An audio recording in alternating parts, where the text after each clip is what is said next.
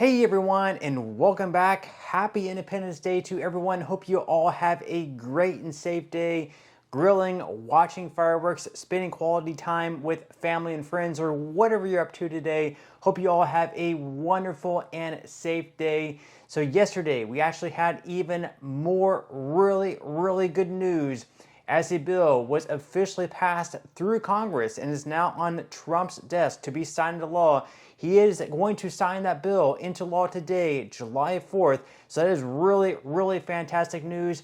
In this bill, there is a lot of tax breaks, including a $6,000 boost for most Social Security recipients. So in today's video, we are going to be covering everything that you need to know. But before we go ahead and dive into for today, if you would like to try to save some money on your Medicare plan, then you might want to consider giving Chapter a call today, because historically, people who have worked with Chapter have saved on average right around $1,100. So what do you have to lose? Give Chapter a call today. The number is right up there on the screen. That number is 612-895-2101. That number is 612-895-2101. And again, the average person who works with Chapter saves right around $1,100 on their Medicare plan.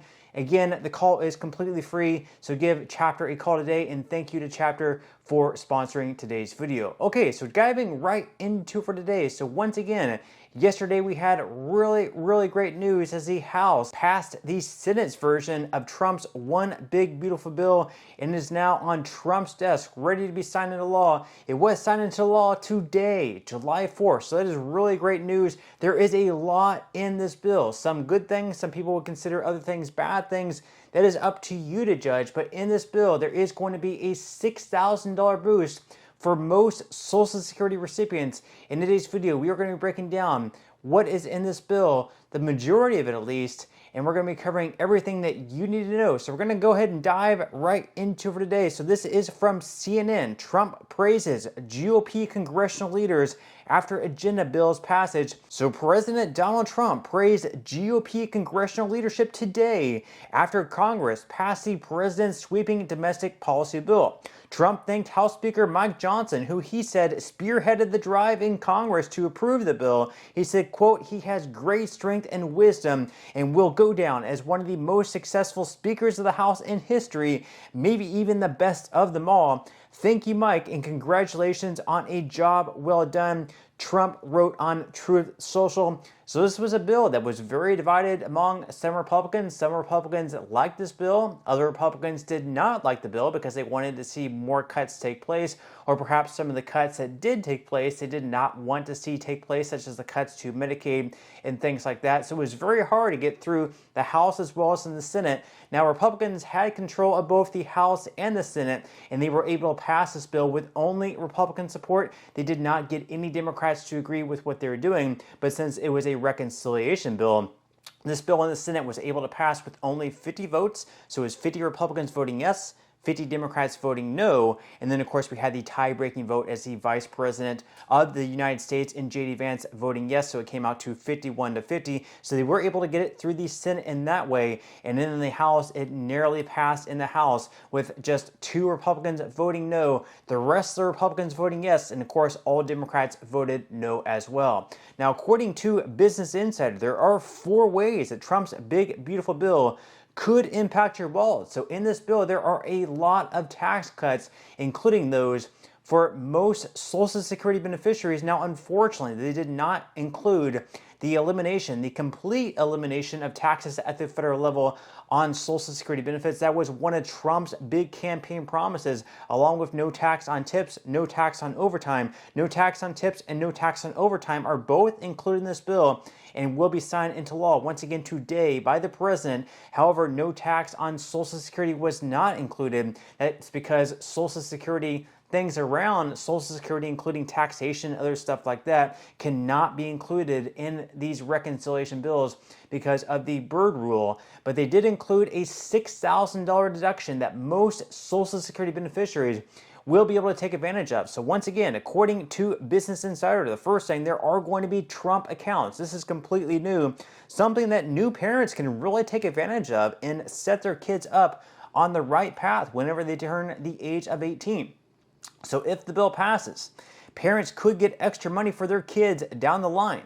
The tax bill includes a, quote, Trump account, previously called a money account for growth and advancement, or MAGA account. The government would put $1,000 into accounts for babies born after December 31st, 2024 and before January 1st, 2029. The baby would be required to have been born in the U.S. and have a Social Security number to receive the cash.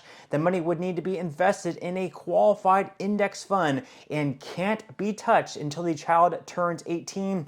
Parents and others could contribute up to $5,000 a year to each account. So once again, for those born on January 1st, 2025 through December 31st, 2028, they're going to be set up with these baby accounts. The government's going to put $1,000 into each baby born between that time frame, and parents and up until the age of 18 can put an additional $5,000 in there, and it can really grow. You can see up on the screen how much exactly it can grow. So once again, the starting amount is $1,000.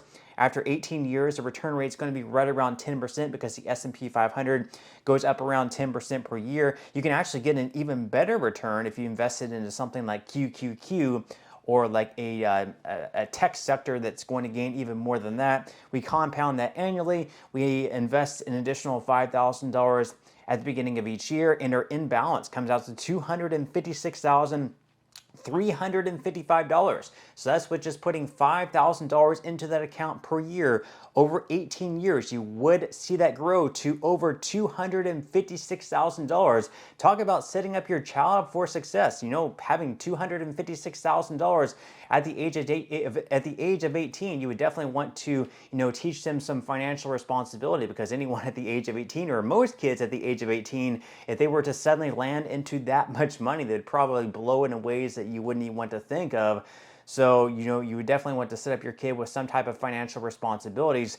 Now, in addition to that, in this bill, there's going to be work requirements for Medicaid and SNAP. So lower income Americans could face bigger healthcare costs or lose federal assistance benefits. The tax bill would mean significant changes for the millions who rely on Medicaid and SNAP. The legislation would mandate that states implement an 80-hour-a-month work requirement, or 20 hours per week, by the end of 2026 for childless adults on Medicaid without a disability. And the Congressional Budget Office previously estimated that work requirements on Medicaid could strip coverage from over 8 million Americans over the next decade. So that's certainly something that we don't want to see. Now, additionally, the bill would extend the age range of adults subject to work requirements to receive SNAP to include adults age 55 to 64. Currently, adults ages 18 to 54 without children can receive SNAP benefits only if they work at least 20 hours a week. Now, on top of that, there's also going to be a slew of new tax policies